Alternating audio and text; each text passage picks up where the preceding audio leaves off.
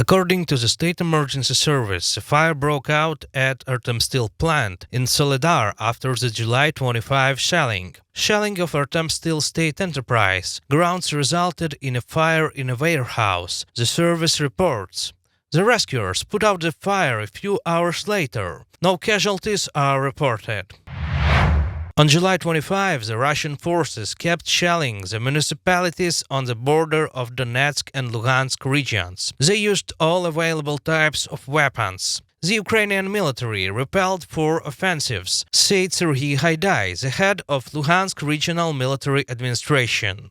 The Russians launched 4 missiles, carried out 2 heavy artillery shellings, and fired mortar twice where they were able to approach a little, he said. To improve their tactical position from the assault, the Russians opened fire and destroyed a few streets in municipalities at once.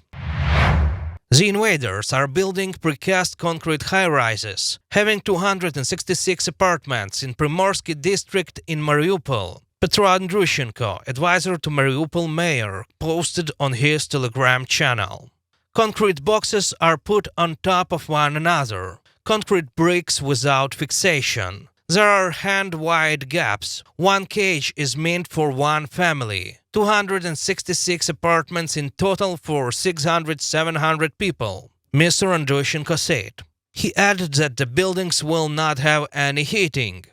Besides, the press service of Mariupol City Council reported that over 60% of the city high-rises were damaged for over 40% or absolutely ruined. It makes 1,368 residential buildings where more than 156,000 people had resided. About 4:40 on July 26, explosions were heard in Kharkiv. Russian munitions hit one of the city districts, said city mayor Igor Terehov. Traditionally, they struck next to a building that has nothing to do with military infrastructure, he noted. According to Alexei Nehubov, the head of Regional Military Administration, the Russians shelled Slobitsky district in Kharkiv. As the State Emergency Service reported, fire in a car salon was not of a large scale. A missile fragment hit the roof of a car salon, which caused water insulation material on the rooftop to catch fire. The firefighters arrived shortly and extinguished the fire promptly, which had only spread to 2 square meters, the rescuers said. According to the prosecutor's office, the shelling damaged an enterprise, a high-rise and a car salon. Also, glass was broken out at one of the underground station exits. 1 hit was in the yard of a high-rise building. A missile fragment hit the grounds of a car salon located nearby, and a minor fire occurred. The emergency serviceman put it out promptly. Another missile struck a park next to an underground station in downtown Kharkiv. The enemy shelling caused no casualties. It is estimated that the missiles were launched from the territory of the Russian Federation, namely Belgorod city. Early on July 26, the Russian armed forces carried out a heavy missile attack on Mykolaiv, reports Mykolaiv Regional Military Administration. The missiles and their fragments hit a critical infrastructure facility and a transport company. According to the early estimates, no one was killed. The emergency service reports that at one of the enterprises a Gazelle truck caught fire. The fire area was 5 square meters, was extinguished by firefighters.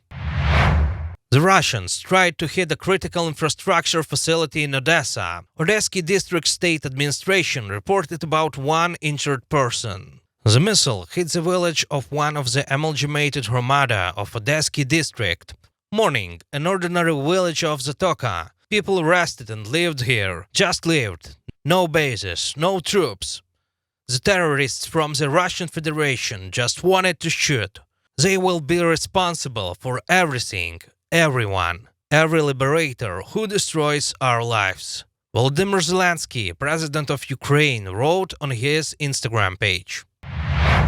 Over a week in Kryvyi Rih, Sappers destroyed more than 200 pieces of ammunition. Alexander Wilkel, the head of the military administration, announced that on Monday, July 25, 17 more pieces were found and liquidated. 18 pieces of explosive objects were destroyed. of which 17 pieces are modern cluster warheads from multiple rocket launcher and one more ammunition is an obsolete 82mm mortar bomb.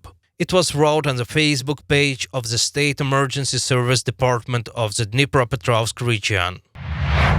Volunteers at the station are waiting for a train from Donetsk region. People with reduced mobility arrive from the cities that are under daily attack by the Russian army. Some people are carried out of the train, some are on a wheelchair. 85-year-old Nina from Siversk was helped out by volunteers, and her son and daughter-in-law met her at the station. The second son, the woman says, was wounded a few days ago during the shelling. Now it has become unbearable. Both day and night they shell, the windows fell out, and the roof was cracked. The son and daughter-in-law were wounded right in the yard. Son was wounded in the leg, daughter-in-law in the neck. They are in the hospital here. We also met 90-year-old Valentina from Bakhmut. A woman buried her daughter a few days ago. Volunteers took her to Dnipro for a few days. Then the woman will go to her sister. Is everything all right? Are you feeling well?